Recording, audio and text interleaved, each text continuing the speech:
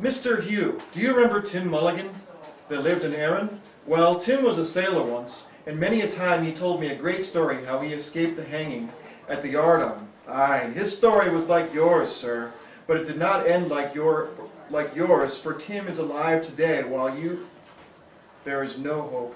But it doesn't matter about Tim, and I'll go. Or would you like to hear the story? Spin the yarn, man, but speak low. Well then, listen. And listen carefully, Mr. Hugh, for it will interest you. Well then, Tim was condemned to swing for nothing or some such matter, the same as you, Master Hugh.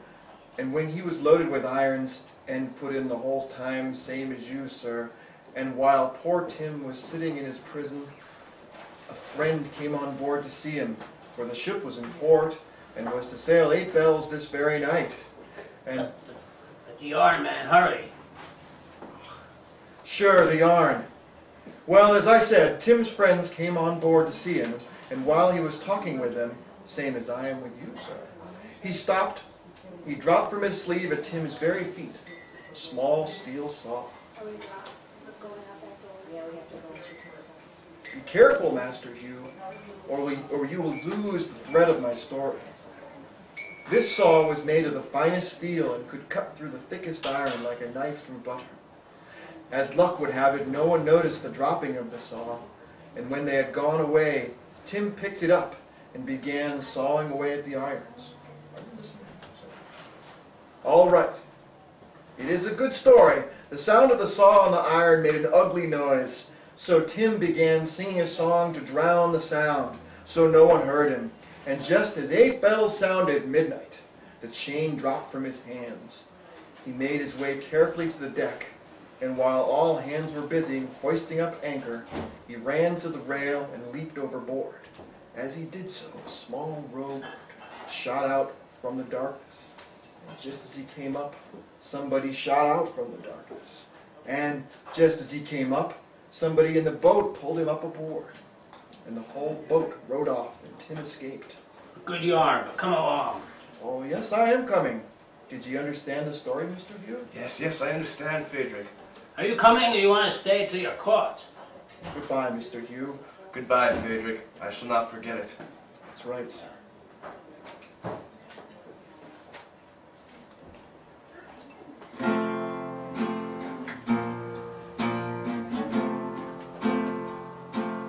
When the tide comes in the dying sunset glow, and the waves dash high upon the strand, then the sailor thinks of his sweetheart, who is waiting in some distant land. And he sees her afar, in her home beside the sea, only waiting for the turning of the tide, waiting for the tide to turn, waiting for the tide to turn,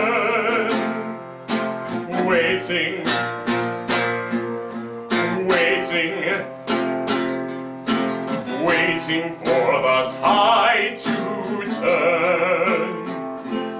When the tide comes in with its wealth of treasures brought from the wreck of some gallant ship at sea, each a message from some dying seaman to his loved ones he never will see. And the heart grows sad, and our eyes with pity fill at the story of the turning of the tide, waiting for the tide to turn, waiting for the tide to turn,